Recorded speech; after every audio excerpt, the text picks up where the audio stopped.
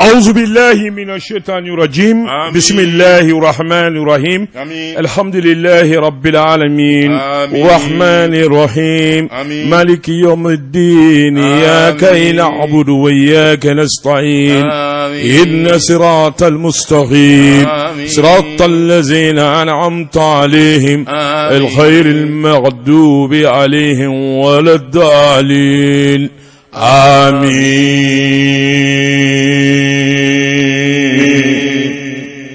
Jonsi Zedou biye jumaye biye lahoro madunye ala nyini ani ala bato dobi faraka juma dunya fe kosobe ala e don do da abena barka abena tamashen do juma dunya e don barka mai Allah taala meleke minu ngatili akachi de minu ngatili ukajigi aka jo kunandi minu be ala deli jo kunandi minu misra ala nye joni shodi kado abogo muganita udakono unaka ele kachi fwai ala ba jabi la haula Masami ni masa sangoro tale she masa masami ye sangolo da ka dukolo da masami nye da franda ma kana bla bila ay noro sabada nyena yani dukolo ka melenge o noro saba obi nyena je كي نعبد وإياك نستعين إن صراط المستقيم صراط الذين أنعمت عليهم الخير المغضوب عليهم ولا الضالين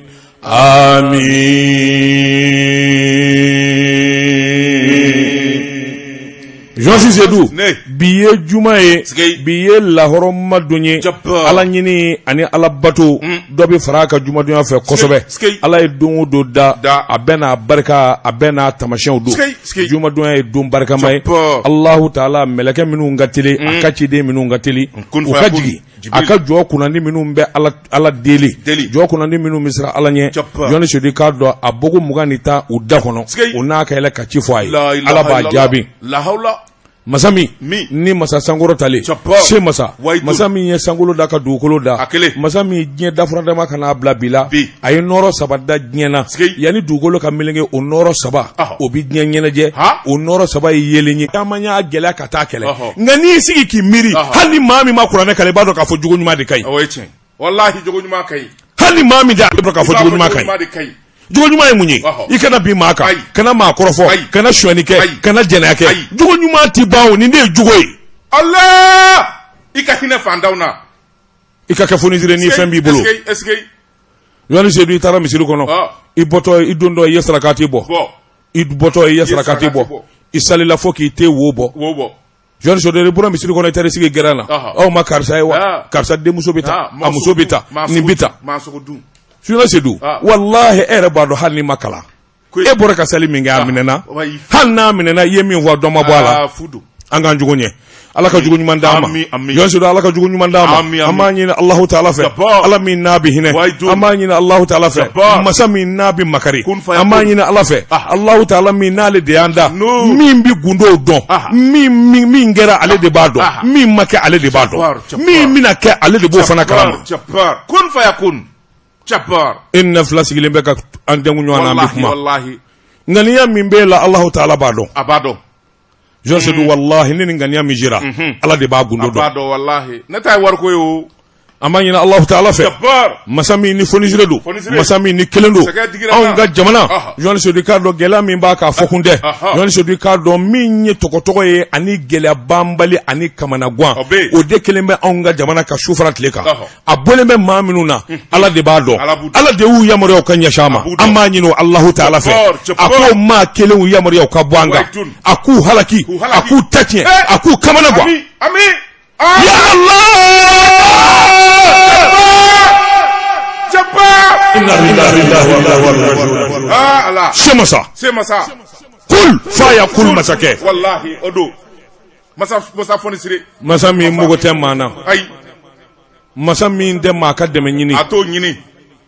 masa mi ni de mata makarimine ay masa mi nga masa ya klalinda ani masa wereche mandati ba masami nati bwala ay ati bwala masami de nambi dima ko raka fo andimina ala ko amba bo ala yalo o masate antise o masate masami nga masaka ko rodje masaya be beta bi banka bi do aka masala Allah amba nyina ale ala di fe Allah ale ka hina onga jamana na ami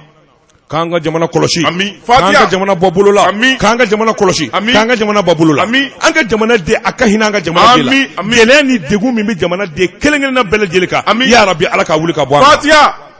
ala ko k'a ka Mahamadu kama a ko kɛ Maka ni Madinɛ kama a ko kɛ Kuresiw kama a ko kɛ kuranɛ lazim barika kama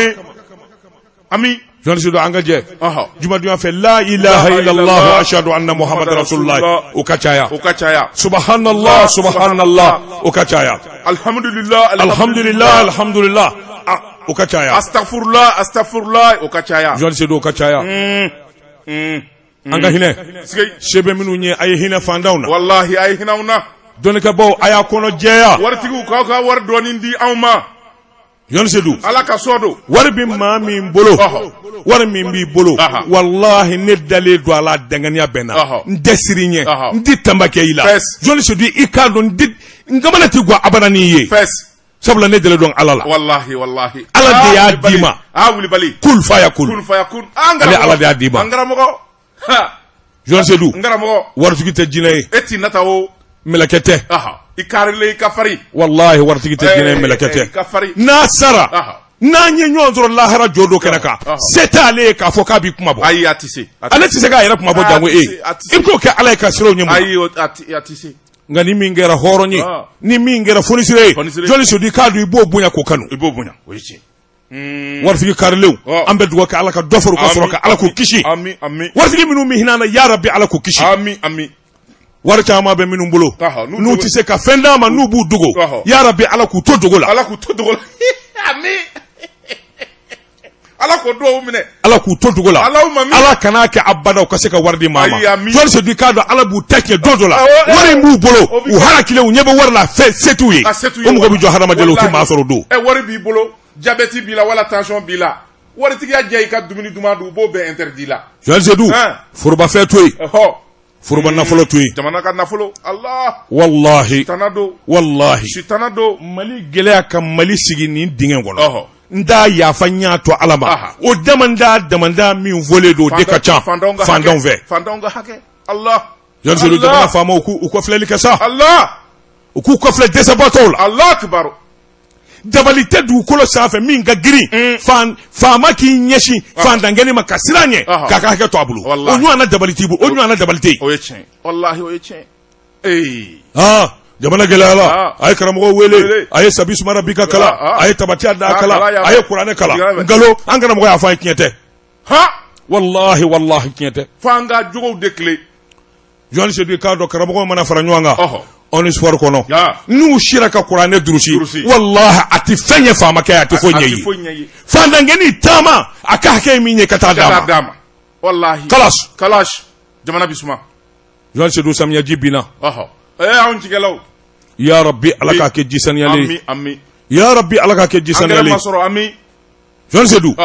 engrais ma sɔrɔ dɛ min bɛ se min na ni engrais ko kuma fɔra jamana kɔnɔ jɔnni Seydou ni kumana i n'a fɔ ko daba terikɛ de ye Seydou Nantumɛ o de don n'o tɛ engrais usine b'ale bolo jɔnni Seydou Mali dilanli ne y'a fɔ e ye ko kelen a man gɛlɛn hali dɔɔni a man gɛlɛn min bɛ se min na o ka d'o ma nka nata Maramu y'an dɛmɛ o sanjɛ la yala a ye dɔɔni d'a ma hali n'a kɛra miliyɔn damadɔ a k'o sɔrɔ Bakari b'i ye fɛ a ye dɔɔni d'o ma n ko Musa ye o don ko Musa ye nin baara kɛ parti ye a ye dɔɔni d'o ma n'a kɛra ten jamana tɛ ɲɛ karisa b'an fɛ wa karisa b'an fɛ a ye dɔ d'o ma karisa t'an fɛ a y'o bɔ a la nin dɔrɔn o sanjɛ engrais ko jɔnni Seydou hali bi kabini a kɔlɔlɔ daminɛ don fo bi engrais feerela min tɛ se min na o tɛ se o la min ye baara min dege a y'o t'o bolo Sénégalais tɔɲɔna an tɔɲɔna dɛ machine t'i sɔrɔ engrais t'i sɔrɔ kabini don min anw ye radio kuma daminɛ nin jɛni nɛ ka di a bɛ kuma bɛɛ fɔ a ja ka gɛlɛn e m'a ye maa wɛrɛw nana olu y'u ka baaraw bila ka na a lɔkɔli karamɔgɔ n'a gesedalaw u bɛɛ nana fara anw kan a tɛ su bugɔ n'a ma don ɲɛnama gasi la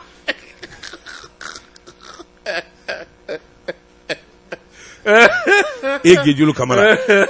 tun bɛ gese da la i tɛ mana i b'anw nɛ mankan mɛn arajo la i nana i fana ye o bila kana fara anw kan anw ka baara ma gɛlɛya an bolo wa ala k'an kunna ja jɔnni Seydou k'a dɔn ala k'an kunna ja ya Rabbi an ka jɛ ka dugawu kɛ jɔnni Seydou k'a dɔn an bɛ dugawu kɛ an ka musokɔrɔba ye Johnny an bɛ dugawu kɛ an ka musokɔrɔba ye Johnny a fatura Johnny min ye Solomani Fofana oh Tezara tigi Solomani Fofana woloba Muluku Solomana a woloba fatura ni Ala jɛna n'a ye jɛnajɛw bɛ kɛ ni juma jiginna juma sali bɛ k'a kan sarajalo ka kari Ala ka hinana Ala ka hinala Ala ka yafa k'a ma silamɛ su bɛ Ala ka hin'u na ka yafa k'u ma an ka taaba bɛɛ lajɛlen Ala ka yafa k'u ma Ala k'u ni kira kɛ ɲɔgɔn sigi ɲɔgɔn ye arijinɛ kɔnɔ ya Rabbi Ala ka hɛrɛ k'an juru ye journaliste sedu n'an bɛ bɔ dugukolo ka don min Ala ka limaniya d'an ma journaliste sedu Ala k'an kɛ silamɛ ye a'udhu billahi minash shaitanir rajim Allahumma salli ala sayyidina Muhammadin abduhu rasuluhu Allahu la sharika la Allahu la sharika la Allahu la sharika la subhanallah subhanallah subhanallah amin wallahu la sharika amin Asimu Goita Ala ka tutuku magaya warko fafe amin Johnny Seydou Kangare Daye Johnny Asimia aso awo o ya tɔgɔ de ya n y'a tɔgɔ sɔrɔ n dalen sogo a dɔn na fɔ k'a tɔgɔ de ko n'i y'o fɔ k'o ka d'a ye kojugu a fɔ aso ye n ye ci min fɔ a ye ko m'a ye fɔlɔ Surasi ka wari sɔrɔ man di Surasiya tɛ nin na dɛ nka jɛna ka fond de souveraineté wallahi an b'a fɔ an bɛ dugawu k'a ye wari tɛ bilen dɛ o tuma Ala ka maa ɲuman dɔ k'a kuma bɔ Ala ka maa ɲuman dɔ k'a bɔ a'udhu billahi minash shaitanir rajim Allahumma salli ala sayyidina Muhammadin la hawla wala quwwata illa billah Muhammadin la hawla min ash-sha'ri alhamdulillahi rabbil alamin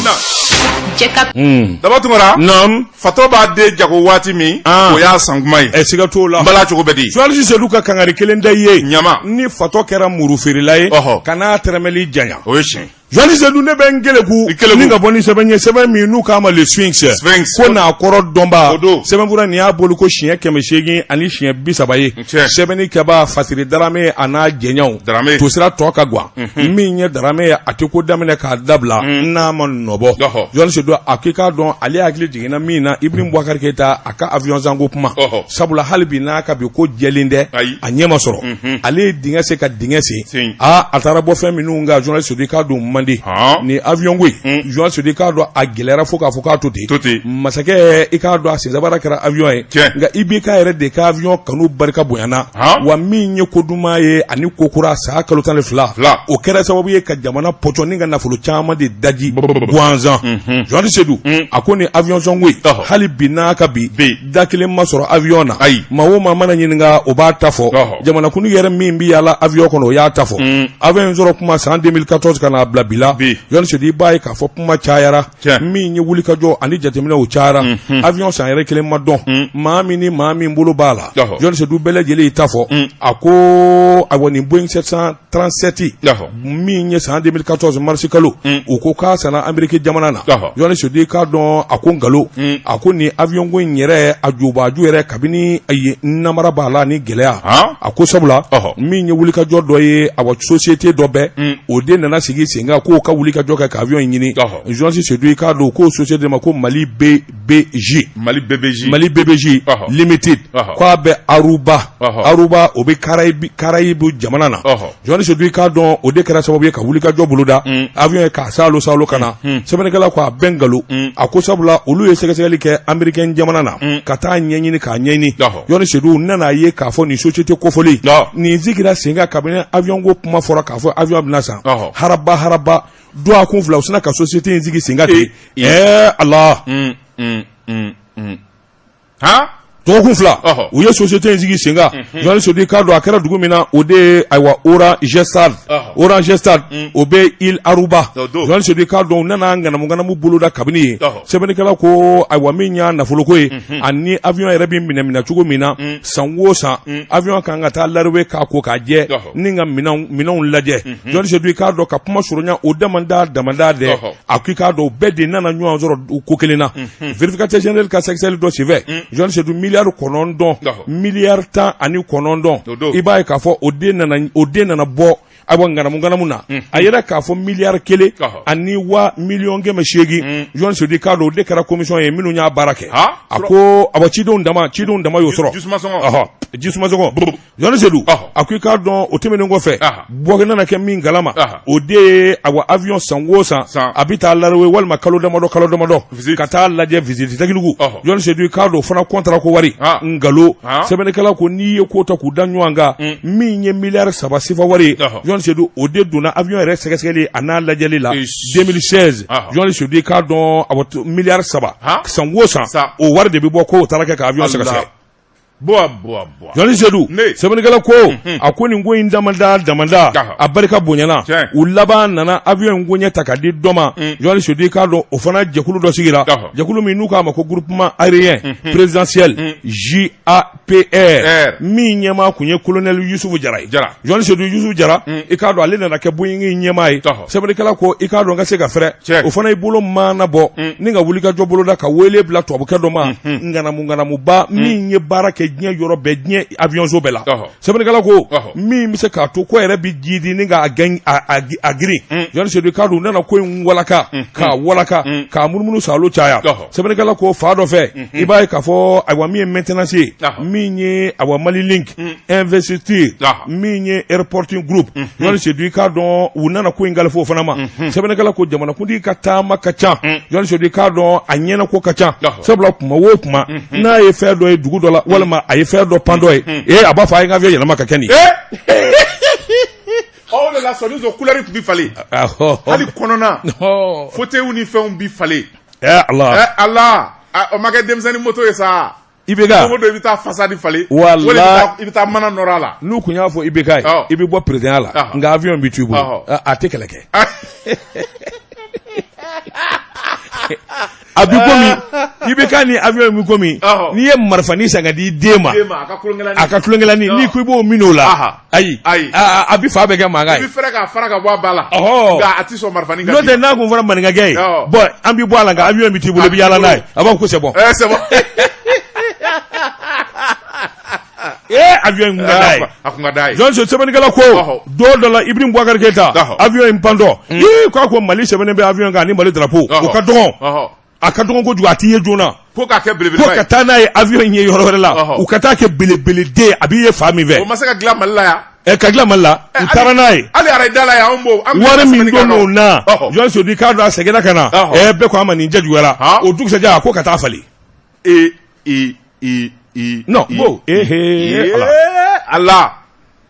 Jose du semenigala ko akodi chedo to bi fo ka puma surunya ye sabula puma ko kala do mi nye Stéphane Ponsier to abudo ni Stéphane Ponsier yon se du kado ni barake dnya yorobe u ya gen u labana ko den negaza e kado ninga no gere mi nye koina semenigala ko e kado o mi nye avion commandant colonel Youssouf Jara ale de labana no wele yon se du kado ka bembembeke bembembe mi ke sababu ye kado ko to ere bele jile kanyami ko na buluda ay barake yoro minuna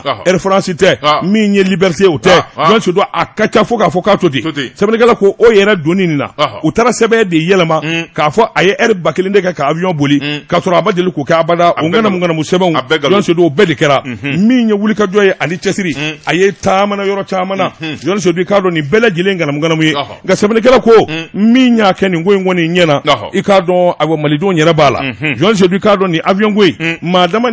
min do before ka fo be ko ina no do ni burute awarla akacha John se do ka do okuma minya asimu goita ko sena o ko ningeleme ka sebe ngoro bo anya bela jile bi na donza ni munye sebenye anya mi zalo ka bo swing kono ko na akoro domba Tabat ngara ne bintega do ni woni sabanye ango mi ma nouvelle horizon asiriba no ye Demba Konte ni ya ka sabanye Demba Konte ko ibe ka clay malido na me ninga ninda manana sabula maga ko masuru welele o debi ka karafie seba war milliard konondo o kumbora ka fo femi tere ka be na boli Bamako ani kai ni nyanje war tununa tere mabo anona milliard konondo kawo la haula Allah Sabanigala ko akoni ya takalaje fɛn minye terengo kelei apma abe sena bila kote tere bi nafa minye malini kaini nyonje o lagali kunde aka me do mine ko bi fɛn minye terengo pma ye akera korofo langolo ni pma langolo gwanza de ko imase ka ke sabula ka damene Bamako kata goshi diboli pma mingun vora o de ka fo fɛn minye terengura sabaye o bisa o wari nana jate mine fɛn minye araye fene o ka lakuraya yoro mi ni pon tienebe olu ka gla jamana jamana yɛrɛ nana kana jateminɛ conseil des ministres la milliard ta dɔɔni b'a jɛ u bɛn'o de kan ni k'o da tabali kan ka wari bɔ k'a da k'a fɔ o tuma terrain ka sa sɛbɛnnikɛla ko bɛn kɛra k'a fɔ o tuma ni terrain bi sa terrain saba an k'o sa min kɔni bɛna wuli ka jɔ kɛ n'o ye terrain kunkolo 3 ye an k'o sa wagon an k'o fɛnɛ sa min bɛna wuli ka jɔ kɛ dɔw bi maaw ta dɔw bi doni ta sɛbɛnnikɛla ko nin terrain saba a appel d'offre nana bɔ ka bi sɛbɛnnikɛla ko a don yɔrɔ n'a bɔ yɔrɔ cayara sugubulo yɛrɛ ma kɛ tuguni sabula fɛn min ye délégation dɔ ye o wulila maa tan ni ka wuli ka jɔ kɛ société du patrimoine ferroviaire olu tɔgɔ la n'o ye Sopafer ye u taara fɛn min ye États-Unis san 2020 ka taa terrain minnu ko fana ni ka t'o lajɛ o don fɛn min ye terrain ninnu ye u y'a jira k'a fɔ an ye terrain min ɲini nin tɛ o tuma nin tɛ wari ma bɔ bilen ka di o société ma u ka baara kɛ wari kɔni tor'u bolo yen k'a ta waati la kana bila sisan na ɲɛfɔ in ma dɔn nafolo ko in na ja waati min fɛn min ye société min ni terrain ko marché dir'o ma o bi wuli ka jɔ la o y'a sɔrɔ wari min bilalen bɛ k'a fɔ o bi don terrain na dɛ u bɛ k'o bɔ k'o dun a telemankoronu a baara banna milliard tan ayi ko u b'a gafo de hali t'a dɔn sɛbɛnnikɛla ko a ko fɛn min ye ordre de mission langolo demande de dépense langolo u ye wari bɔ dɔɔni million da milliard ta u y'a bɔ dɔɔni dɔ million 50 dɔ million 100 u y'a dɔɔni bɔ ka dɔɔni bɔ fɛn min kɔni ye wari in kɔni ye ni kana ba pewu Allah a ma kɛ surukuba ka misisogodun ya suruku ni zozani ka misisogodun o kɛra cogo di zozani bi don ale bi dɔɔni fɔri a bi bɔ nka ni suruku donna ale bi kɔnɔfɛn bɛɛ de rakile fɔ misi nana bɔ ka bi a kɛra ten de ninnu ye wari in bɛɛ de cɛ fɔ ka compte langolonya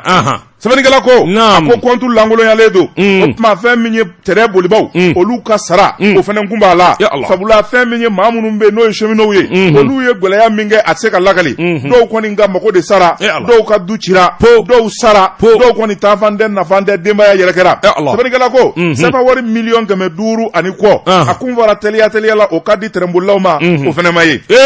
sɛbɛnnikɛla ko u nana to o de la kolo kala fɛn min ye ministre dɔ nana Moulaye Ahmed Boubacar ale ne y'a dɔn ko in ti kun ye ni m'ale fɔ ni ale taara Sud-Afrique denmisɛnninw ka kuma n'i y'a mɛn ministre Blufer ministre Blufer Moulaye Ahmed Boubacar ni jɛnsɛnsɛn Blufer mais a taalen bɛ cɛ in fan fɛ sisan ne y'a ye Sira Seydou Kulubali Sira ne y'a ye ko a adhéré l'o la n ko ayiwa u bɛna n dɔn ma ka ko tiɲɛ non c'est Blufer ka taa photo ta Sud-Afrique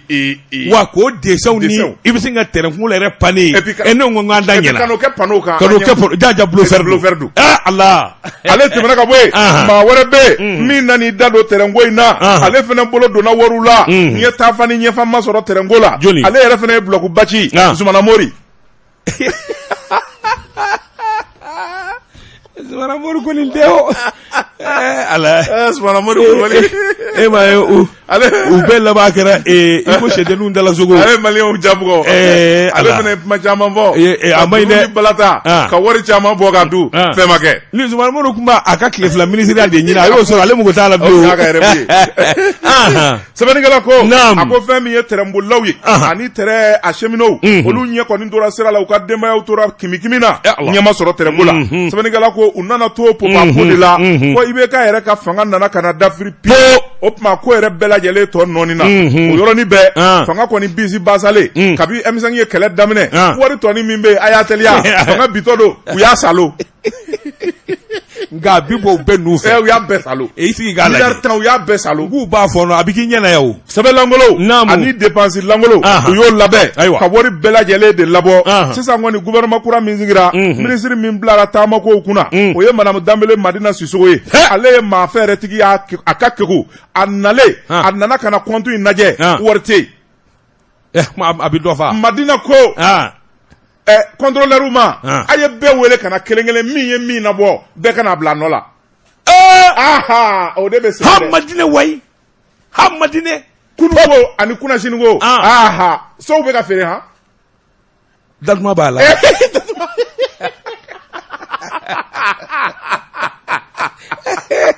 so bi ka feere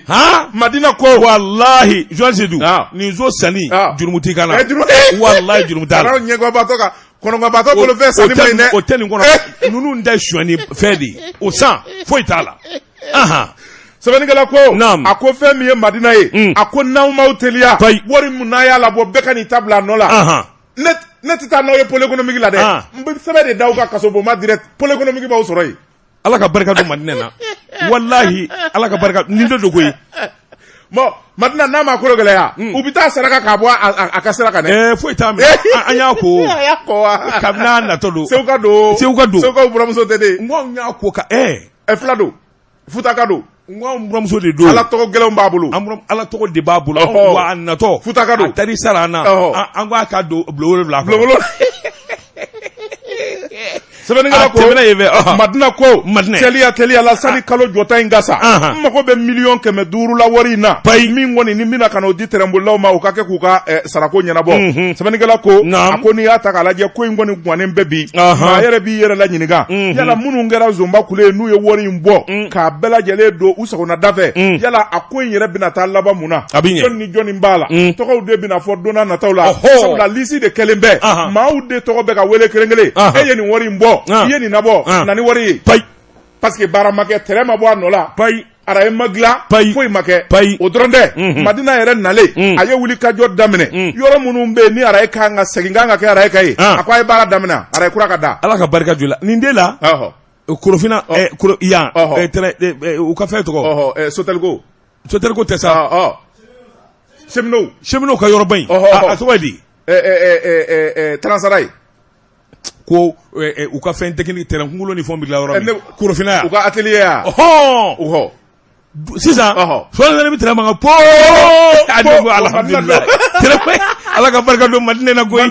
tere mara boro dali ka damine ko munu nganga gla yani kaiche no po nchene be ako wor fle aye entreprise nyini jona aye atelier sani samya ka ba ma fe po mbe ka ba ra ka da tere ka buli bame u ka fo chokoro ba ka yi ko misira ni tena kono mina na tonto Allah muso ta fetigi de flaka ninge dusukolo de do ko kai tabarakala Sebenigala ko muso ngoni ye ma chesiri lenye akalika ko nin do nin dere ngoyi akwa ka nin dogo soro ayere tani ka segin tala koyi ni ko min bala na doro ayere bisinga ka telephone tate aba colonel Asimi Goita nin bala ne do amba ke chokodi Asimi bi instruction di tout de suite aya nyana bo pop c'est ça l'efficacité mais c'est comme ça que j'aime les ministres bon ko yele manade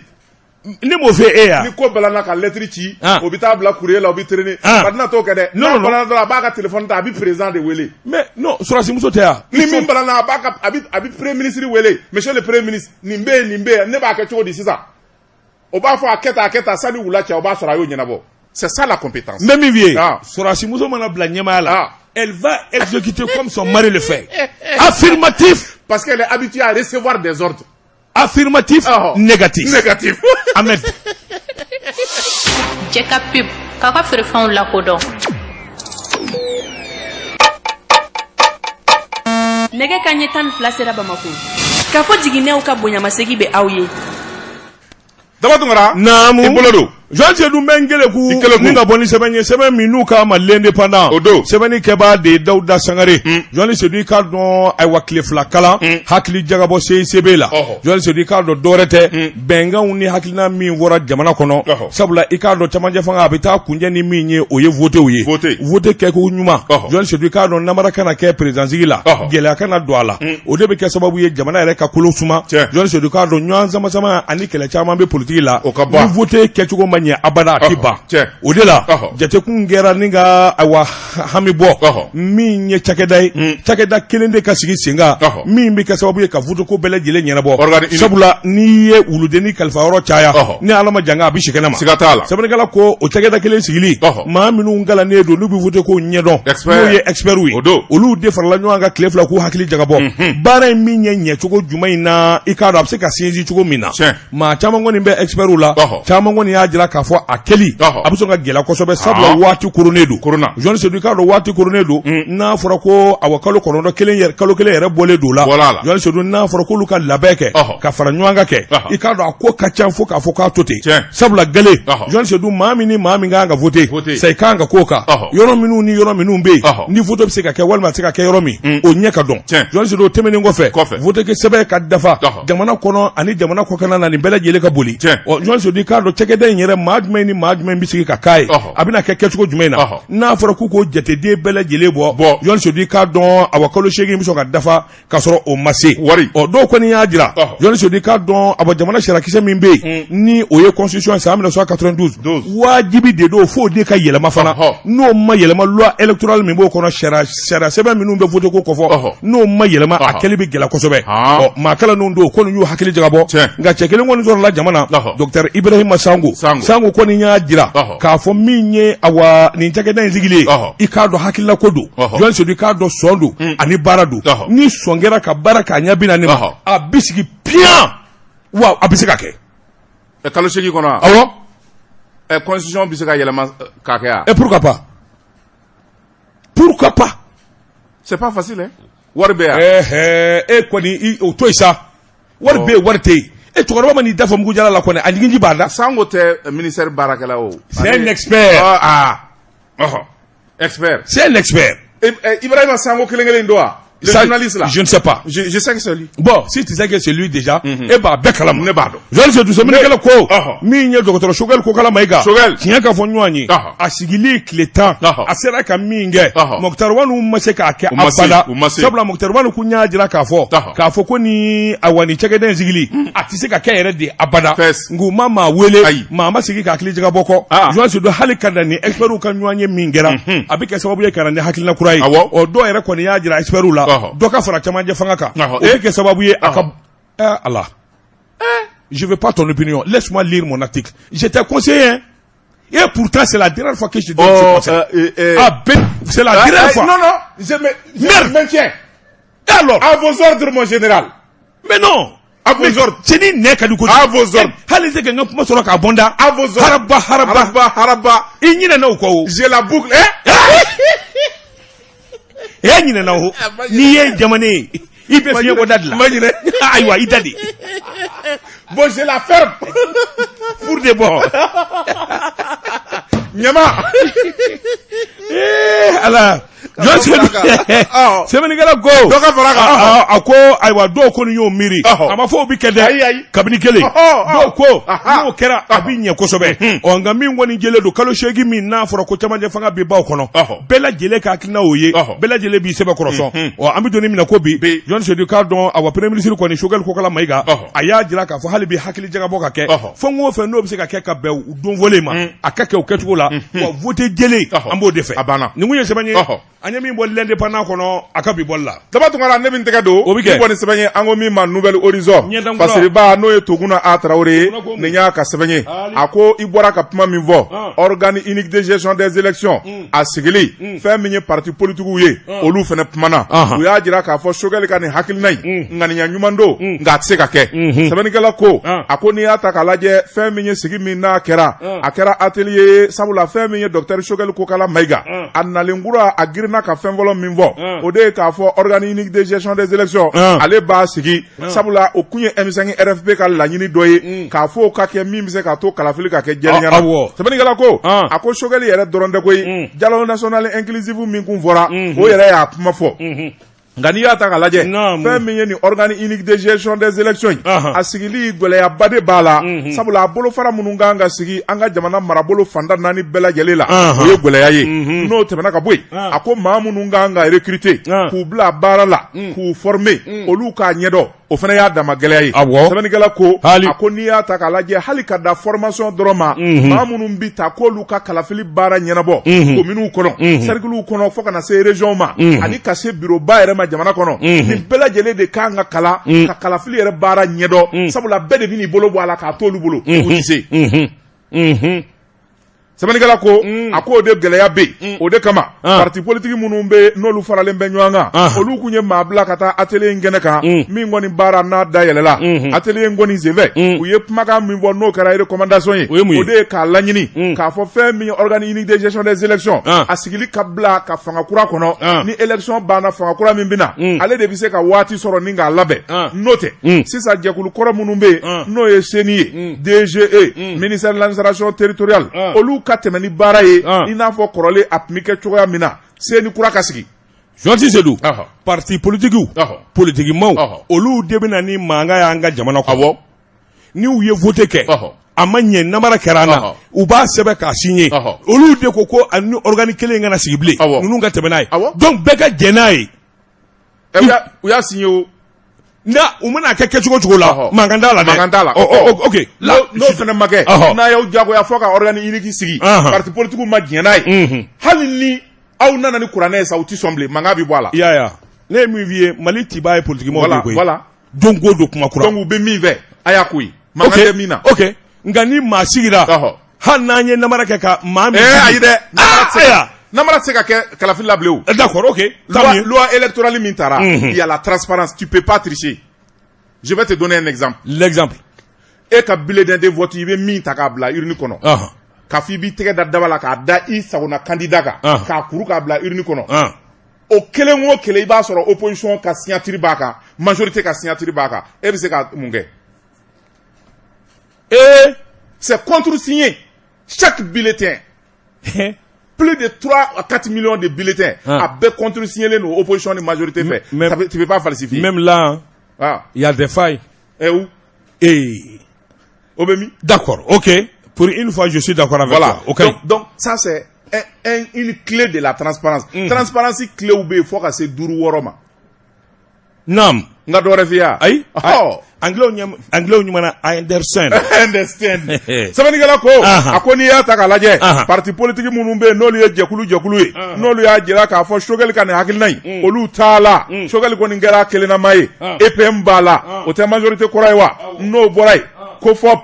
olu ko ku tala FSD Sumala Sise na Masuruna Maw olu ko ku tala no borai FSD sab Cheblen Darame olu ku tala ARP oye IDD kama iber kulubali gitar volay olu dijade olu ye olu ko ni musoroba mbugo de morena ni wulila obi wuli ni sigira obi sigi ni sigi Allah abi batara boyla ni wulila ki jo abi boyla nunu do ko ni kuma politique kenaka on gara fuye morena Kasum Tapo ale y'a jira fɛnɛ k'a fɔ unique de gestion ale t'a la a ko n'i y'a ta k'a lajɛ n'i y'olu bɔ a la parti politique caman bɛ yen u kelen n'u kelen u ko docteur Choguel ko kala Mayiga ma baara in di ɲɛ anw danse n'o ni organique ko in na o tuma jɔnni de tora ni ko ma ɲɛ k'a fɔ a bɛ kɛ walasa kalafili ka kɛ jɛlen ɲɛna politique maaw de da bɛ kalafili la n'olu banna organique unique de gestion des élections na ko tiɲɛna sɛbɛnnikɛla ko min tora Choguel masa o de ye fɛn min ye DG ani CENI ni ko la travail joona ani ministère de l'administration territoriale olu ka wuli ka baara kɛ kalafili baara bɛ se ka teliya o bi kɛ sababu ye transition délai ka respecter n'o tɛ fo n'a y'a sɔrɔ Choguel b'a fɛ ka dɔ fara transition kuntagala janya kan n'o tɛ organe unique de gestion des élections a tɛ se ka kɛ wa parti politique bɛɛ lajɛlen banna la kunnafoni bɛ nin ye an ye min bɔ Nouvelle Horizon kɔnɔ a ka bi bɔli la ne ko dɔɔni tɛ se ka fara fɛn kan CEDEAO bɛ yen CEDEAO ti sɔn Faransi ti sɔn ala e b'a fɛ CEDEAO ka en suspens wa ayi Abuma Choguel a ka ko in tɛna kundala Choguel sɛgɛnna dɔ bɛ se ka fara ka condition kelen ni Malidenw farala ɲɔgɔn kan ka sigi sisan ka bɛnkan kɛ ka adopter dɔ bɛ fara kan la o kɔni o b'i kunkolo la Cheblen Darame diɲɛna fo n'u ye dɔ d'u ma Cheblen n'u ye dɔ bɛ se ka di Cheblen fo n'o kɛra il peut mettre Cheblen président du conseil d'administration quelque part à la BDM mini BDM a ti taa a ka ko ka ca président du conseil d'administration à la Sotelma ok ou bien a bɛ dɔ bɛ sɔrɔ yen de pourquoi dɔ bɛ sɔrɔ kɛ. Tous leurs problèmes c'est ça. Mobile bi d'i ma, bureau bi d'i ma, essence bi d'i ma, i bi yaala dumuni duman ka di yɔrɔ min i b'o dun ni voyage ka di i bi voyager. A ye san damadɔ kɛ fɛn la dɛ. A ye san damadɔ kɛ ministériya in na koyi. Affaires étrangères a fɔ a ye min ka u na ko. E b'a fɛ CEDEAO ka en suspens wa. Ayi. Abuma Jogel a ka ko in tɛna kundala. Jogel sɛgɛnna. Dɔ bɛ se ka fara ka condition kelen. Naam. Ni Malidenw farala ɲɔgɔn kan ka sigi sisan. Ka bɛnkan kɛ. Ka adopter. Dɔ bɛ fara kan. Ila o kɔni. O b'i kun la cɛbilen dara mɛ o diɲɛna fo n'u ye dɔ d'u ma cɛbilen n'u ye dɔ bɛ se ka di cɛbilen fo n'o kɛra ils peuvent mettre cɛbilen président du conseil d'administration quelque part à la BDM mini BDM a ti taa a ka ko ka ca président du conseil d'administration à la Sotelma ok ou bien a dɔ bɛ sɔrɔ yen de pourquoi dɔ bɛ sɔrɔ kɛ. Tous leurs problèmes c'est ça. Mobile bi d'i ma, bureau bi d'i ma, essence bi d'i ma, i bi yaala dumuni duman ka di yɔrɔ min i b'o dun ni voyage ka di i bi voyager. A ye san damadɔ kɛ fɛn la dɛ. A ye san damadɔ kɛ ministériya in na koyi. Affaires étrangères a fɔ a ye min kɛ a ti san saba bɔ. MPK e ta kɛ e ye fɛn gɛlɛya. Ne taara kaso la dɛ i cogo dɔn. Sawulɛ. Opposition ye ne don kaso la. Sawulɛ. Mamu Diko ka mɔgɔw don. Mamu Diko ka mɔgɔw. O cɛ in to yen koyi. O to yen. Ni m'o to yen. A ka maaw bɛ justice la ja. U na nali Deyika yan. U tun bɛ Abudu Ɲankɔ n ko cɛ dɔgɔ i t'i da di n'o tɛ u bɛ t'i don kaso la tun dɛ. Aw bɛ kɛnɛ min kan anw t'o kan o. Jɔnji Seydou ne bɛ n kele ku ni ka bɔ ni sɛbɛn ye sɛbɛn min n'u k'a ma l'observatoire kɔlɔsilikɛla sɛbɛnnikɛbaa de o Moroba ko Jɔnji Seydou k'a dɔn maa mana baara ɲuman kɛ o ka lakali Jɔnji Seydou k'a dɔn jamana in baarakɛla ɲɛnama a caman bɛ ɲini ka kɛ musow ye musow to a ma fɔ nin muso in dɔgɔ fɔ dɛ Madame Lala Kouyaté directrice général autorité routière Jɔnji Seydou k'a dɔn muso in i k'a dɔn nin bɛ kɛlɛ min na jamana in kɔnɔ nin bɛ wulikajɔ min na jamana in kɔnɔ maa t'a dɔn wa a t'a ɲini maa k'a dɔn a bilalen bɛ foroba baara min na o bɛ kɛ de ka taa dafa kuma cayara ŋunuŋunu barika bonyana Jɔnji Seydou k'a dɔn tigɛni min n'o bɛ feere bɔdaw la n'o ye awa péage tigiw ye a ŋunuŋunu barika bonyana k'a fɔ a yɛlɛmanen don k'a kɛ ŋanamu sɛbɛn ye directrice générale autorité routière Jɔnji Seydou k'a dɔn a ka kuma in ye mɔɔ hakili jagabɔ a ye mɔɔ nisɔndiya Jɔnji Seydou k'a dɔn jaja sutu ko dugu tɛ jɛ a yɛrɛ de b'a ka mobili ta sans chauffeur a bɛ se ka taa tɛmɛ péage la ten pour vérifier ni min bɛ fɔ ni tiɲɛ don walima nkalon don wa i y'a dɔn muso saramanba n'a bɛ taa e b'a dɔn de awɔ e t'a photo la de saraba de b'a la nka n'a bɛ nin kɛ awɔ n'a bɛ nin kɛ Jɔnji Seydou a bɛ se ka fifi de mu a ɲɛda la maa kana dɔn tout ça c'est pour vérifier la vérité k'i ɲɛda masqué awɔ pour savoir la vérité masque do nuna ka u ka hijabu in o bili ɲɛda la a b'o don a bɛ se k'o voilà a bɛ se ka t'i jɔ ten a tɛmɛ dɔ billet kelen n'u ye billet d'a ma a bɛ sɔrɔ k'a sɛgɛsɛgɛ voilà Jɔnji Seydou directrice ka baara filɛ directrice générale min ye Lala Kouyaté Jɔnji Seydou k'a dɔn a ye taa ka segin min kɛ nin péages la a kelen a min sara maa na a fanga ka bon kosɛbɛ a y'a jɛya k'a sɛbɛntiya Jɔnji Seydou k'a dɔn sɛbɛn kelen de ye ŋanamu bɛ min na nka maanifin kɔni ni kuma cayara Jɔnji Seydou k'a dɔn jamana in ye kuma jamana ye wajibi don sɛgɛsɛgɛli o barika ka bonya sabula maanifin sɛgɛsɛgɛna bi mɔɔw ni ɲɔgɔn cɛ i k'a dɔn danaba tɛ bilen a ko n'i y'a ta k'a lajɛ a ko ticket in ye fila ye ticket dɔ bɛ yen u k'o ma ticket informatisé directrice ka fɔ la Jɔnji Seydou k'a dɔn o ticket fɛn bɛɛ sɛbɛnnen don a kɔnɔ a bɛɛ ɲɛdɔnnen don ticket manuel Jɔnji Seydou k'a dɔn min bi sɛbɛn bolo la ka di sɛbɛnnikɛla ko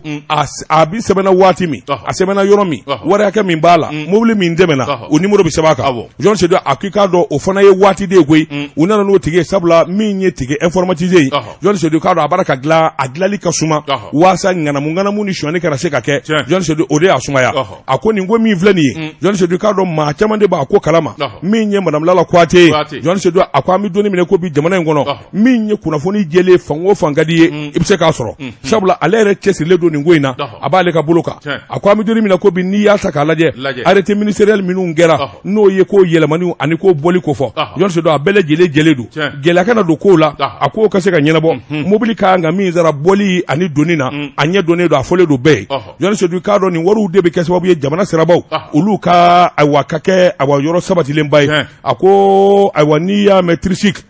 o ye jumɛn ye moto ni zenzaba voilà tricycle dalasi 50 essieu Georges Zedou mobili wɛrɛ minnu bɛ yen dalasi 50 essieu in kɔrɔ ye di de 250 francs essieu et par passage ça veut dire quoi essieu ye mobili bonya de ye a bonya taxi 50 minibus de transport public Georges Zedou maa 25 bi don min kɔnɔ 50 par essieu i b'a sɔrɔ ale bɛ essieu 4 de bɔ donc 50 o ye o essieu 4 bi bɛ 200 de ma donc passage kelen i b'a sɔrɔ a bɛ 200 sara calculer essieu de la essieu la ça c'est bien e ma ye hali vignette ta yɔrɔ i b'a sɔrɔ aw bɛɛ ta ye moto ye mais moto dɔ ka bon dɔ ye dɔ ka vignette ye 2000 ni 400 ye a bɛ fɔ o de ma essieu awɔ camion ben transport minnu bɛ minɛnw donni so donni minɛnw 60 essieu par passage i b'a sɔrɔ olu ka essieu bi se 20-30 ma donc i bɛ 60 multiplier o la donc il y a 3000 francs ayiwa Georges Zedou k'a dɔn gros porteurs 60 o fana ye essieu da o kan Georges Zedou a ko n'i y'a ta k'a lajɛ nin sera kisɛ ninnu défaussé don wa a bɛɛ lajɛlen de b'a ka labato a labatoli ka se k'o sɛnsɛn directeur national des routes directeur national des transports terrestres maritimes et fluviaux directeur général autorité routière directeur général gendarmerie directeur général police directeur général protection civile chef d'état-major de l'armée de terre chef d'état-major général garde républicaine jako den de o de la ngana se ka non c'est pas facile ni fayi yera yɔrɔ dɔ la yɔrɔ dɔ bɛ yen k'a dɔn on découvre tout de suite voilà on découvre tout de suite o tuma min ye lala quoi Allah lala Kouyaté ni ye Kouyaté de koyi Kouyaté tanti de don wa a fɔ tanti i ka kɔrɔ ni ye koyi e ɲɛ la mangora ye nka bɛ kɔrɔ ye ni tɛnɛmuso ye cogo di tanti mangora ye n tɛnɛmuso don ne ba ye Kouyaté lala ka wari ti sɔrɔ koyi a ma ja n tɛnɛmuso don a ka dugawu k'an ye n tɛnɛmuso don ni mun ye sɛbɛn ye an ye min bɔ observatoire kɔnɔ a ka bi bɔli la Dabatugara ne bin tɛgɛ don ni bɔ ni sɛbɛn ye an ko min ma le soir de Bamako parce ba n'o ye Maïmouna Doumbia ye ni y'a ka sɛbɛn ye Maïmouna Doumbia ko politique buraku kan ŋunuŋunu ale bi ɲagaɲaga lawuli dɔgɔtɔrɔ Bubu Sise a donni URD la e ko a jara URD maaw yɛrɛ ye de sabula URD kɔnɔna na mankan wulilen bɛ ni k'a jɔ dɔw ko an di Bubu fɛ dɔw ko an ka hinɛ la sɛbɛnnikɛla ko a ko n'i y'a ta k'a lajɛ fɛn min ye dɔgɔtɔrɔ Bubu Sise ye a kɛra maa mango ye jamana in kɔnɔna na o sababu y'a kɛ fɛn min ye kalafili minnu n'olu kɛra o jaabi min bɛ ni URD jalaki bi fɛn min ye Bubu ye a ye kungo sɔrɔ o dɔrɔn tɛ Soumaïla Cissé a balolen bɛ Bubu yɛrɛ ye gɛlɛya minnu da ka Soumaïla sɛgɛrɛ o bɛɛ lajɛlen tora URD de kɔnɔ sabula ko fɛn min ye Bubu ye a yɛrɛ y'a fɔ a ka kumaw la k'a fɔ a b'i kali politiki bunakun kan Soumaïla Cissé kɔni n'a ma ka parti datugu Soumaïla Cissé yɛrɛ a ti taa fan sɔrɔ politiki la bilen tant que ale kɔni bɛ premier ministeriya la wala ale bɛ fanga in ɲɛfɛ sɛbɛnnikɛla ko a ko n'i y'a ta k'a lajɛ fɛn min ye URD o bɛɛ lajɛlen de maralen bɛ u soni kɔrɔ k'o sababuya kɛ dandɛmɛwale minnu n'olu kɛra ko minnu dɛmɛna politiki bunakun kan u ma ɲinɛ nin si kɔ sɛbɛnnikɛla ko a ko n'i y'a ta k'a lajɛ Bubu yɛrɛ walasa ka ko in labɛn a kɛlen bɛ ka maaw jabugɔ kosɛbɛ sabula sanga ni waati Mali teleso ani kunnafonidiso a mago t'olu la Faransi taw a bɛ taa ye de a bɛ kumabaw fɔ fɛn min ye France 24 ni Jeune Afrique ani journal Le Monde olu de b'a ka laseliw kɛ sɛbɛnnikɛla ko a ko parti kɔnɔna na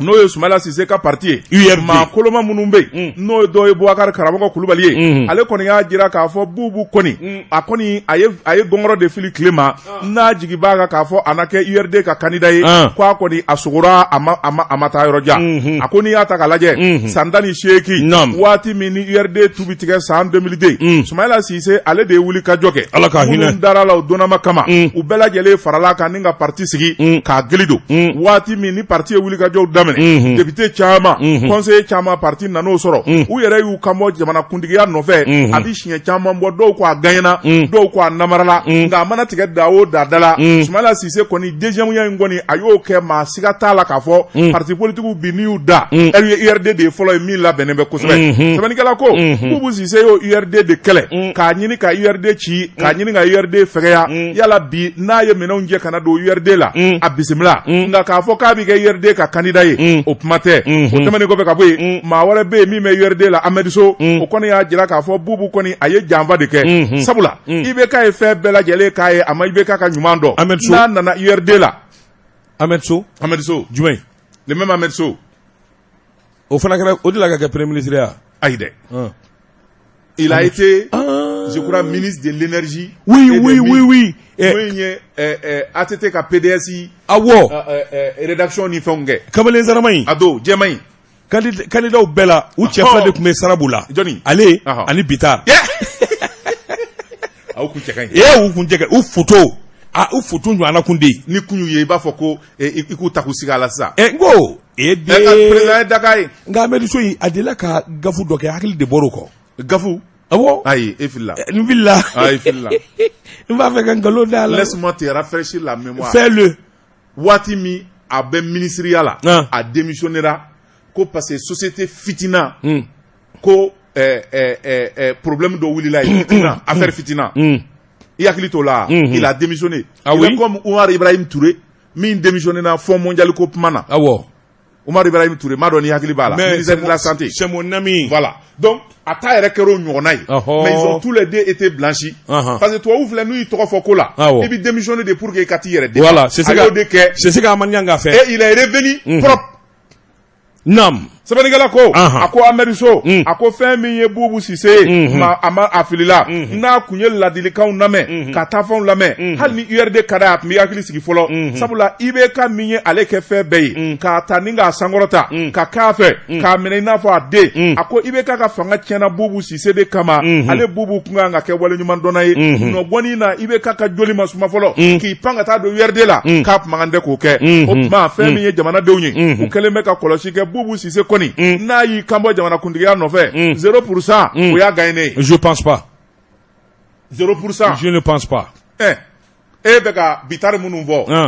k'u kun cɛ ka ɲi i b'a fɔ Bubu cɛ ka ɲi cogo min élection na u ye joli sɔrɔ. Non ne m'a fɔ mot comparaison que j'ai fait allusion. Non, toi là tu mélanges les choses. Bubu, arrête. Bubu aura 0% ici, je te promets. Qu'est-ce que tu as contre Bubu? Rien. Mais je suis véridique. Mais en réalité, politiquement, ni URD, au moins les 80%, 70%, nous le sommes là il va avoir un point. Mais où t'as fait des? Oui, oui, Kapmadi. Olu de bɛ ka kuma kan. Boyi ka kuma de sa, i tɛ politique dɔn. Ayiwa baasi tɛ. Jean Cissé Doumbé Nkeleku. Ni ka bɔ ni sɛbɛn ye, sɛbɛn min n'u k'a ma aujourd'hui bi. O don. Sɛbɛnni kɛbaa de Alhaji Abe Haidara. Serifuka ko, a ka di n'a da tɛ bila diɲɛ negetana kɔ. I mana mɛn i ka ko la cogo cogo a bɛ t'i da i ko ngɔyɔ kunna ma. Jean Cissé k'a dɔn Cissé technologie. Cissé technologie k'a dɔn natabaya bolo kan. Mali kiiri bulon ma a fa bilen koyi. A laban de ye a faso. A wolola jamana min kɔnɔ. Jamana min kɛra sababu ye k'a kɛ fɛntigi ye. Jamana min kɛra sababu ye a ka dɔn Jean Cissé k'a dɔn a filɛ ka kiiri ta ka faso de sɛgɛrɛ Jean Cissé k'a dɔn kiiri in dira a da ko ngɔyɔ kunama sɛbɛnnikɛla ko ni hakili b'a la waati la sugubulon dɔ bɔra carte d'identité biométrique min n'u k'a ma ko sécurisé n'a ni carte assurance maladie amu n'u kun kan ka dilan ɲɔgɔn na k'a y'o sugubulon sɔrɔ sugubulon in sɔrɔli i k'a dɔn wulikajɔ laban nana boloda a bɔsira a la o de dimi n'o tɔɔrɔ a ma se ka sɔn o ma abada Jean Cissé k'a dɔn kabini san 2019 a nana wulikajɔ boloda i k'a dɔn ka faso janfa e ko a bɛ Mali yɛrɛ kɔnɔ bilen wa a bɛ yan dɛ Cissé technologie ka kumakan sumara saw n'a bolilen tɛ kɔni Jean Cissé k'a dɔn a ye faso wele min ye kiiri bulon la Jean Cissé k'a dɔn Afrikalo tile 26 san 2021 kiiri in laban e ko a ma jaabi ma bɔ ka bin wa sabula i k'a dɔn sɛgɛsɛgɛliw ni jateminɛw na i b'a ye ka n na ni ye de gagné dama ka n'a kuma mɛnna da k'a kundi Jean Cissé sɛbɛnnikɛla ko i k'a dɔn kiiri in daminɛna a bi ni ka san damadɔ bɔ san 2020 i k'a dɔn kiiri u kun b'a fɛ k'a boloda nka Covid ko ni baara caman nana kɛ sababu ye ko in ka dala sa tile fila in na wulikajɔ kɔni nana boloda sa e ko kiiri ma kɛ wa diɲɛ avocat baw a y'olu bɛɛ lajɛlen wele Jean Cissé k'a dɔn olu ka to a kɔkɔrɔma don sɛbɛnnikɛla ko awa min ye CEDEAO ka kiiriso ye u kun dara ye sɛbɛnnikɛla ko n'i y'a ta k'a lajɛ Cissé technologie a yɛrɛ kun nisɔndiyalen de koyi a ɲɛna kɔni sen kɔni sɛngɛ ni ɲani min b'a la a bɛna a bɛɛ lajɛlen bɔ Mali kun Jean Seydou k'a dɔn adamaden dɔ hakili ka dɔgɔ a ko n'i y'a ta k'a lajɛ Jean Seydou ko Mali y'ale janfa jamana y'ale janfa ale ka marché o minɛna ale la ale de n'o kun ka kan a donna ta a bɔra ta kuma caman u taara kuma in fɔ n k'i ɲininka ayiwa kiiritigɛlaw ye Jean Seydou sɛbɛnnikɛlaw ko an bɛ don min na ko bi kiiritigɛlaw ye jaabi bɔ k'a da tali u ko di ko n'u ye kuma in mɛn a da a perdira a ye buguri foro fo ka mura bila a la Jean Seydou k'a dɔn e ma dɔn Cissé hakili ka dɔgɔ miliyari 700 k'o de ka sara ale ko Mali ko hakili bɛ sifuri na 700 milliards de francs CFA dommage et intérêt la hawla wala ko maa yɛrɛ bɛ se ka nin da i faso kun dɛ e ma baara yɛrɛ kɛ il n'a rien foutu carte biométrique e y'a y'i ɲɛ la wa mais ni yɛrɛ ye suɲɛni min kɛ Mali kɔnɔ dɔgɔtɔrɔ Gabriel Touré wa maa dɔrɔ jumɛn scanner ni fɛnw e yɛrɛ o suɲɛni min kɛ e kan ka taa kaso la 700 milliards ko Mali k'o sara ye dommage et intérêt an tɛ dawo ma i faso an tɛ dawo ma an bɛ Mali de tila kan an bɛ trésor de d'a ma siɲɛ kelen an b'o de d'i ma siɲɛ kelen walima k'i kɛ Mali bɛ banque ɲɛmaa i k'a bɛɛ dun ni ye hɛrɛ maa kelen yɛrɛ bɛ se ka 700 milliards minɛ i b'o dun i bɛ mun k'o la i ma carte d'identité hali den kelen dilan Cissé n ko man ne n'o k'a bɛ min n ka taa i bolo da i dusu la n bɛ ɲi de g'a la sa n tɛ fɛn k'a la o i bolo da i dusu la k'a minɛ dɔrɔn a bolo ka se ka a perdira ka ban o a ye wari min di avocat ma o kɛra sarakati ye nin kun ye sɛbɛn ye an ye min bɔ Mali kala de b'a la a tɛ appel kɛ CPI la wari t'a kun wa nin giri taa ka segin ni e ko wari t'a bolo bilen foyi tɛ yen bilen n'o t'a tun bɛ katikati ni na mɔgɔ dɔw la waati la wari bannen tɛna kɛ fɔta katikati kɔrɔ dɔw san k'olu ni dɔw la k'u k'a dɛmɛ wari banna katikatiw jɔra an bɛ Jakite i to an ka Tezara premier min an ka sɔrɔ k'a tɔni fɔ o ka kɛ Daba Tunkara foli ni tani an b'a ta ka di radio Bambogo ma Sajo la fɛn min y'an baarakɛɲɔgɔn ye Ibrahima Samake min ye do radio baarakɛla do an bɛ foli ni tani d'a ma nin waati in na n bala cogo bɛ di Jean Seydou an ka foli dafa min ye Murujangaw ka radio so ye i k'a dɔn an baarakɛɲɔgɔn bɛ Aluja an ka foli b'a ye dugu minnu ni dugu minnu b'a lamɛn an ka foli tanu bɛ ka taa a bɛɛ lajɛlen ma tabarikala jango ne yɛrɛ faso Dampan Jariso o b'a radio bɛ sa kore to cɛ la hawla wala quwata Dampan Jariso radio bɛ sɔrɔ Dampan sisan o ko bila a dama ɲanin kɛ u den bɛ se ka kɛ radio kuma na ko radio tɛ mɛnɛ o bɛ ɲɛ wa o tɛ ɲɛ Jean Seydou n keleku n bɛ bɔ ni sɛbɛn ye sɛbɛn min n'u k'a ma la révélation ko dogolenw k'u da kɛnɛ kan sɛbɛnfura nin y'a bolo ko siɲɛ 545 ye Masasi nin y'a ka sɛbɛnni ye Jean Seydou i k'a dɔn ayiwa min ye an balimamuso Korotumu Kulubali Korotumu Kulubali i k'a dɔn clinique min n'a bɛ Tunisie n'u k'a ma Méditerranée n'a bɛ Tunisie i k'a dɔn korow kɔni ayiwa dɔgɔtɔrɔw kɔni sɔsɔli kɛn bɛ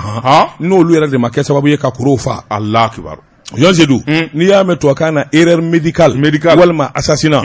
i k'a dɔn o bɛ maa tɔnsi jɔ min bɛ ko in yɛrɛ dafa i k'a dɔn awa Korotumu Kulubali a kun taara Tunisie furakɛli la a woloba de dar'a kan ni ka taa n'a ye Tunisie k'u bɛ taa furakɛ o clinique min n'u taara ye o ye clinique méditerranéenne Jean Seydou i k'a dɔn kuma min a sera i k'a dɔn awa mɔgɔ yɛrɛ ka fɔra bana jugumanba kun tɛ koyi kisi fitini a fɔra k'o de b'a la o kun kan ka opérer ka b'o la Jean Seydou i k'a dɔn nin opération in den nana gɛlɛya ka gɛlɛya ka hadamaden kamana guwa i k'a dɔn ayiwa min ye ayiwa opération ye o kelen kɔfɛ dennin ni tora la i k'a dɔn dabɔnkama wa yalima dɔgɔtɔrɔw de filila nka min kɔni jɛlen don sibiri don juin kalo tile 26 Jean Seydou i b'a ye k'a fɔ bɛn kɛra kan k'a fɔ dɔw kɔni y'a jira clinique baarakɛlaw yɛrɛ de y'a fɔ sabula dɔ de kɛra sababu ye k'a da faamaw tulo kan u ye muso in fa a fara kun jumɛn in na Jean Seydou walima u filila wa yalima i k'a dɔn mugu tɛ ko la de y'a sɔrɔ wa ko in kɔni a ma bɛn Jean Seydou i k'a dɔn sabula clinique baarakɛla min n'o ye faamaw ladɔnniya Tunisie tiɲɛ yɛrɛ la Tunisie faamaw kan ka fo u ye wulikajɔ boloda min ye clinique méditerranée a dɔgɔtɔrɔ maa ma bɛ yen maa ma ka baara kun ɲɛsinnen don koro ma u y'a bɛɛ minɛ a bɛɛ minɛni jɔn sedi k'a dɔn a wa musokɔrɔba in kɔni a y'i ta da ala kan sabula ko ko n'a ye jɔnni sɔrɔ anw fɛ yan Mali kɔnɔ silamɛya yɛrɛ kadira kɔnɔ an b'a fɔ n ka ala latigɛ don nka min kɔni ye Tunisie faamaw ye olu ma s'u ma fo ko in de ka ɲɛɲini jɔn sedu sabula ayiwa su yɛrɛ kun ka kan na a bi waati jan bɔ nka i k'a dɔn faamaw ma sɔn fo u ko min ma autopsie wa autopsie fo ka kɛ sɛbɛnnikɛla min ye masasi ye a ko n'i y'a ta k'a lajɛ maa bɛ ɲininkali kɛ fo sɛgɛsɛgɛli de ka kɛ k'a dɔn dɔgɔtɔrɔw u ka fili don wa yalima u y'a dab'a kama wa ɲininkali tɔn bɛɛ n'o kɛra a kɛra ka da kun jumɛn in kan Jean Seydou i k'a dɔn fana bɛɛ lajɛlen ɲɛɲini de bɛ sɛbɛnnikɛla ko olu ye ɲininkali kɛ kunnafoni sɔrɔlen i k'a dɔn sɔma surun dɔ bɛ yen o kɔni ye kunnafoni jɛlen d'u ma min kɔni jɛlen don nin ko in na kunnafoni yɛrɛ jɛnsɛnlen bɛ réseaux sociaux ka fan bɛɛ lajɛlen la a ka kɔlɛ a ka denbaya min bɛ Mali kɔnɔ olu kɔni sigilen bɛ wa ka su kɔnɔ dɔw kun y'a jira k'a fɔ kunungo walima bi i k'a dɔn u ye su labila a bɛna nka min kɔni ye hali bi wa sɛgɛsɛgɛli tɔw ye o baara ka kɛ denni yɛrɛ a somɔgɔw sigilen bɛ falajɛ sɛbɛnnikɛla ko awa tunisikaw u ka faamaw kɔni ye wulikajɔ min kɛ ka kiliniki in datugu ka a baarakɛla bɛɛ lajɛlen minɛ o bi kɛ sababu ye ɲininkali ka kɛ Joali Seydou a ko n'i y'a ta k'a lajɛ nin da siɲɛ fɔlɔ ye nin ka kɛ banabaatɔla Tunisie jamana na an bɛ bɔ yan k'an bɛ taa an yɛrɛ furakɛ Tunisie nka n'a fɔra i ka t'i yɛrɛ di i fabaw ma maa bɛ se k'o fɔ o ye gɛlɛya ye an bɛ don min na ko bi o sɛgɛsɛgɛli minnu bɛna kɛ n'o ye autopsie ye Joali Seydou o de bɛ kɛ sababu ye k'a dɔn ni dabɔnkama don walima u filila o de bɛ kɛ sababu ye a ka dɔn ɔ Mali ka lasigidenso min bɛ yen maa kelen kɔni bilalen bɛ baara yɛrɛ la o k'a ko bɛɛ lajɛlen larube ni k'a ko ɲɛdɔn walasa kunnafoni ka se ka di min ye awa Kurutumu Kulubali a sara funangɛlɛya denmisɛnnin jini sabula a tun bɛ kala de la awa Hetak Mali la Joali Seydou k'a dɔn san 26 a ma don ye donba ye Joali Seydou k'a dɔn ala ka latigɛ bolilen fila kan nin kun ye sɛbɛn ye an ye min bɔ la révélation kɔnɔ ko dugulenw k'u da kɛnɛ kan daba tuma ne bɛ n tɛgɛ don min bɔ ni sɛbɛn ye an ko min ma le Mali aujourd'hui awɔ Alu Badara Aidara ABH ale don a ko fɛn min ye nin wulikajɔ ani nin dantɛmɛko ye a ko an ka taa hippodrome na hippodrome na fɛn min ye nin Zorasi kɛ ye ale kɔni dusu de y'a kɛɲɛ f'a bolo sera walimuso ma